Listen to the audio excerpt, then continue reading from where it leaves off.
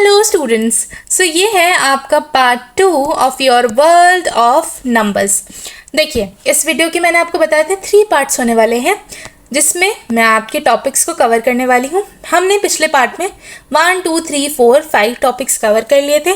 अगर आपको ये टॉपिक्स रिवाइज करने हैं तो आप पार्ट 1 देख सकते हैं। आज इस वीडियो में हम इस चैप्टर का मेन पार्ट रैशनल नंबर्स को पढ़ने वाले हैं। तो ये वाली वीडियो आपको बहुत ही ज़्यादा फोकस के साथ देखनी पड़ेगी अगर आपको ये कॉन्सेप्ट समझना है। तो आइए चलिए वीडियो को स्टार्ट करते हैं। सर, रैशनल नंबर्स होते क्या हैं? बेसिकली आपसे कोई पूछे रैशनल नंबर्स क्या होते हैं तो आप क्या बोल सकते हैं? ऐसे नंबर्स जिन्हें हम एक्सप्रेस कर सकते हैं p बाय q की फॉर्म में, where p and q are integers and q की वैल्यू कभी भी ज़ीरो नहीं होनी चाहिए, क्योंकि अगर q की वैल्यू ज़ीरो होगी, एक एग्जाम्पल के साथ मैं आपको बताती हूँ। जैसे 1/0 कर लिया तो आंसर कितना आ जाएगा? 1 ही आ जाएगा। तो इसलिए q की वैल्यू क्या है? ज़ीरो नहीं होनी चाहिए। चलिए देखते हैं। देखिए, इसका एक एग्जाम्पल मैंने आपको दिया हुआ है 5/1, जो कि आपका किस फॉर्म में? p बाय q की फॉर्म में है, या फिर आपका -1/3। Where we represent p by q on the number line, we assume that q is not equal to 0 and that p and q have no common factor other than 1. Exactly. अगर p and q का suppose मैंने लिख दिया 6/3, तो of course ये आपका क्या rational number बचेगा? नहीं, इसका आंसर आ जाएगा 2। तो इसमें 1 के अलावा और कोई कॉमन फैक्टर नहीं होना चाहिए। For example, infinitely many factors are equivalent to 1/2. We choose 1/2 to represent all of them, right? बहुत सारे नंबर्स जो है वो 1/2 की फॉर्म में आ सकते हैं। Let's take 3/6. So this will be 1/2, right? For rational numbers, various laws are there. देखिए, रैशनल नंबर्स के लिए बहुत सारे लॉज हैं, तो मैं आपको ये लॉज एक एक करके नहीं समझाना चाहती थी, इसीलिए मैं आपकी एक्सरसाइज 3.3 इसी में कवर करने वाली हूँ। यस, तो देखिए, मैं आपको ये लॉज भी समझाती रहूँगी एंड आपकी एक्सरसाइज भी कवर कर दूँगी। चलिए स्टार्ट करते हैं। सबसे पहले prove the following rational numbers are equal. So देखिए, इसके लिए सबसे पहला लॉ होता है a/b and c/d is equal when जो ये a एंड d है एंड ये जो c एंड b है वो एक दूसरे के इक्वल हो। ad is equal to bc। Let's see this. कैसे हमें पता चलेगा? पहला वाला सॉल्व करके देखते हैं। 2/3, यानी कि ये भी 2/3 होना चाहिए, बट ये क्या है? 4/6।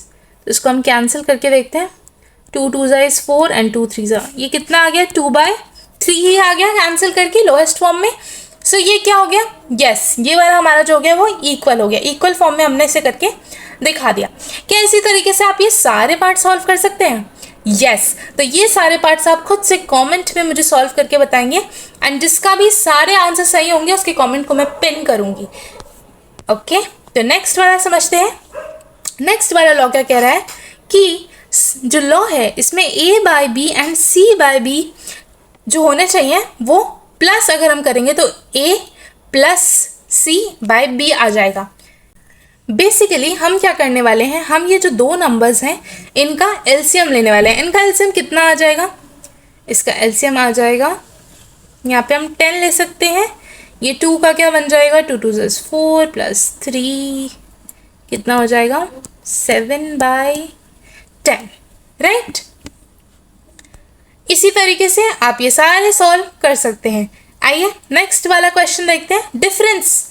अब हमें डिफरेंस वाला लॉ, थर्ड लॉ समझते हैं, यानी कि a/b एंड c/b इनको अगर हम डिफरेंस करेंगे तो b हम फिर से कॉमन बना लेंगे।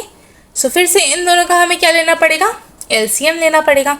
इन दोनों का एलसीएम आपका आता है 12, राइट? एंड 6 2 = 12, इसलिए 5 2 = 10 - 4 3 = 12, 1 3 = this is 7/12, right? I hope ये थर्ड लॉ भी आपको क्लियर हो गया होगा। आइए फोर्थ लॉ देखते हैं। a/b × c/d is equal to, ये देखिए, ad एंड bc, इन दोनों का हम क्या करें? मल्टीप्लाई करें इस तरीके से। चलिए इन्हें मल्टीप्लाई करके देखते हैं। ये है मेरे पास क्वेश्चन, राइट? इसमें देखिए 3 को 3 से कैंसिल, 2 1 = 2 एंड 5 = 10, कि कितना आ गया? 1/5। ये सारे क्वेश्चंस जो बचे हुए हैं वो आपको कमेंट करने हैं, खुद से सॉल्व करने हैं आपको, खुद से। जितनी आप प्रैक्टिस करते हैं मैथ्स में, मैंने आपको हर वीडियो में बोला है, उतना ही आपका मैथ्स अच्छा हो जाता है। लास्ट लॉ क्या है? लास्ट लॉ है अगर हम a by b divided by c by d करेंगे तो ये जो c बाई डी है इनका क्या हो जाएगा? रेसिप्रोकल हो जाएगा, यानी कि d ऊपर चला जाएगा एंड c नीचे आ जाएगा। आइए करके देखते हैं इसको। ये कितना हो जाएगा? 2/3। अब यहाँ पे मल्टीप्लाई का साइन हो जाएगा, यहाँ पे 10 नीचे था वो ऊपर आ जाएगा रेसिप्रोकल होके एंड 3 नीचे। अब इसे सिंपली जैसे हम करते थे वैसे हम कैंसिल आउट कर सकते हैं। कितना आ जाएगा? ये कोई भी कैंसिल नहीं हो रहा था इसलिए नॉर्मल मल्टीप्लिकेशन करके देखते हैं। 20/6। आई होप आपको ये सारे क्वेश्चंस क्लियर हो गए होंगे। अगर आपको क्लियर हो गए होंगे तो कमेंट कर दीजिए इनके आंसर्स। चलिए अब समझते हैं अगला topic which is density of rational numbers. Rational numbers की डेंसिटी से मेरा मतलब क्या है, पढ़ते हैं एक बार। Between any two distinct real numbers, no matter how close, there is an infinite number of rational numbers. Because of this property, rational numbers are formed dense set within a real numbers. तो जब भी आपसे कोई rational numbers की properties पूछते हैं ना तो आप क्या कहते हैं रैशनल नंबर्स के बारे में? कि p बाई क्यू की फॉर्म में होते हैं। अगली जो प्रॉपर्टी होती है वो होती है dense. Rational number are dense, यानी कि जैसे मेरे नंबर लाइन है, लेट्स सपोज ये मेरी नंबर लाइन है, इसमें दो नंबर्स मैंने लिए 1 और 2, इनके बीच में मेरे पास इनफाइनाइट पॉसिबिलिटीज है रैशनल नंबर होने की। यानी कि जैसे 1/2 के 1 और 2 के बीच में ये है 5/4, 3/2, इनके बीच में भी बहुत सारे रैशनल नंबर्स हो सकते हैं। सो यही एक जो है डेफिनेशन कह रही है कि इनफाइनाइट ऑफ रैशनल नंबर्स जो है दो डिस्टिंक्ट रैशनल नंबर्स के बीच में हो सकते हैं, चाहे वो कितने भी क्लोज। 1 और 2 बहुत ही ज़्यादा क्लोज होते हैं, इनके बीच में भी इनफाइनाइट रैशनल नंबर्स आते हैं। और क्योंकि इतने सारे रैशनल नंबर्स आ रहे हैं, जैसे आप हैं, आपके बैग में मैं बहुत सारी बुक्स भर दूँ, ऐसे ही इन दोनों के बीच में बहुत सारे रैशनल नंबर भर दूँ तो क्या कहते हैं? डेंस कहते हैं। इससे रैशनल नंबर क्या हो जाते हैं? डेंस हो जाते हैं। तो इसीलिए हम रैशनल नंबर की सेकेंड प्रॉपर्टी कहते हैं रैशनल नंबर आर डेंस। देखिए between 1 and 2 there is 3/2, between 1 and 3/2 there is again a number, there is 5/4. Therefore the average between two rational numbers is a plus b by 2. Let suppose मैंने ये दो rational number ले लिए 5/4 and 3/2। अगर मुझे इन दोनों के बीच में निकालना है कि इन दोनों के बीच में एकदम सेंटर में मिड में कौन सा नंबर आएगा, तो मैं इस फॉर्मूला से निकाल सकती हूँ। इससे रिलेटेड आपके बहुत सारे क्वेश्चंस हैं। आपकी एक्सरसाइज 3.4 बहुत ही ज़्यादा हेल्पफुल होने वाली है, जो कि हम आने वाली वीडियोज़ में कवर करेंगे। So don't worry about that. आइए नेक्स्ट टॉपिक की तरफ चलते हैं। Okay, next property of your rational number is rational decimals. So अगर आपसे कोई भी रैशनल नंबर की एक और प्रॉपर्टी पूछे तो हम कहते हैं रैशनल नंबर आर टर्मिनेटिंग, क्या कहते हैं? Terminating and repeating. क्लियर हो गई ये प्रॉपर्टी? रैशनल नंबर्स कैसे होते हैं? Terminating and repeating. देखते हैं टर्मिनेटिंग का मतलब होता है डिवीजन जो होता है वो इवेंचुअली उसका जो रिमाइंडर आता है वो 0 पे स्टॉप हो जाता है। जैसे कि 3/8 है, इसको मैंने कैंसिल आउट किया तो 375 0.375 एंड 5 पे आके स्टॉप हो गया। ठीक है, इसको कहते हैं टर्मिनेटिंग, खत्म हो गया यहाँ पे मेरा डिवीजन।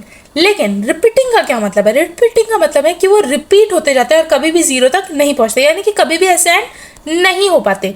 जैसे कि 5/11 है, अब 5/11 को मैंने स्मॉलेस्ट फॉर्म में लाने की कोशिश की तो 0.454545 आता रहा, यानी कि ये जो 0.45 है ये मेरा इनफाइनाइटली चलता रहेगा एंड कभी भी 0 पे एंड नहीं करेगा।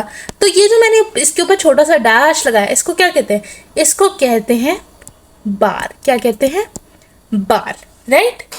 तो इस बार का मतलब है कि ये जो 4-5 है ये रिपीटिंग है, ये बार बार क्या हो रहा है? ये रिपीट होता जाता है। चलिए अब हम फाइनल टॉपिक पे आते हैं, आपके कन्वर्टिंग रैशनल डेसिमल, यानी कि ये जो डेसिमल्स हैं इनको p/q की फॉर्म में कैसे कन्वर्ट कर सकते हैं। आइए इसका पहला एग्जाम्पल देखते हैं। बहुत ही सिंपल सा एग्जाम्पल है यहाँ पर 0.35 इसको कन्वर्ट करना होगा तो 335। यहाँ पे कितने डिजिट है? 1 2, यानी कि बाय 100 लिख सकते हैं, ये आपको पता है ऑलरेडी। सो ये आ गया आपकी p/q की फॉर्म में। चलिए आइए 0.6। अब देखिए इस 6 में नया क्या है? इस 6 में नया है कि इसके ऊपर बार लगा हुआ है, यानी कि इस 0.6 को मैं और कैसे लिख सकती हूँ? 0.6 bar is equal to 0.666666, right.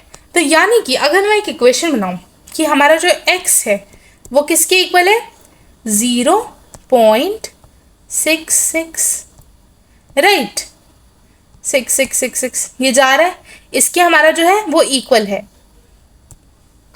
अब मुझे इसको पी बाई क्यू की फॉर्म में लाने के लिए क्या करना होगा, मेरे पॉइंट को शिफ्ट करना होगा। क्या करना होगा, मेरे पॉइंट को शिफ्ट। अब ध्यान से सुनिए इसको, आपको अगर पी बाई क्यू की फॉर्म में कन्वर्ट करना नहीं आता तो ये बहुत ही इंपॉर्टेंट होने वाला है। मेरा पॉइंट क्या होगा, शिफ्ट हो जाएगा। शिफ्ट करके देखते हैं अपने पॉइंट को यानी कि ये आपके आगे इक्वेशन 1। अब हम कितना पॉइंट को कितना यूनिट शिफ्ट करें, सिर्फ 1।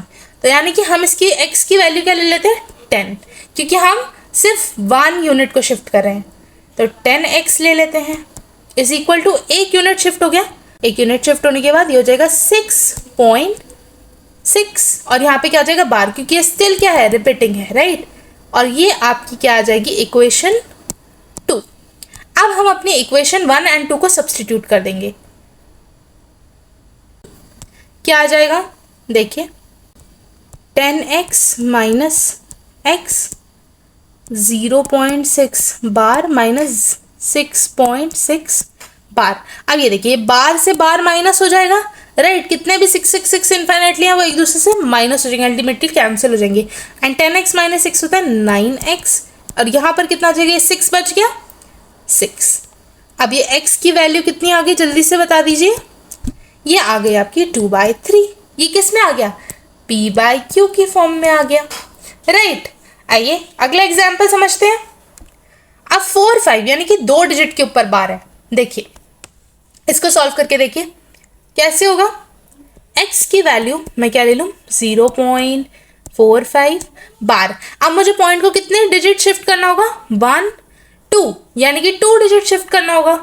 तो इसको कितना ले लूँगी, 100x, राइट। अब 2 डिजिट शिफ्ट कर देती हूँ अपने पॉइंट को, तो कितना हो जाएगा 45.45 बार, राइट। ये हो गई इक्वेशन 1, ये हो गई इक्वेशन 2।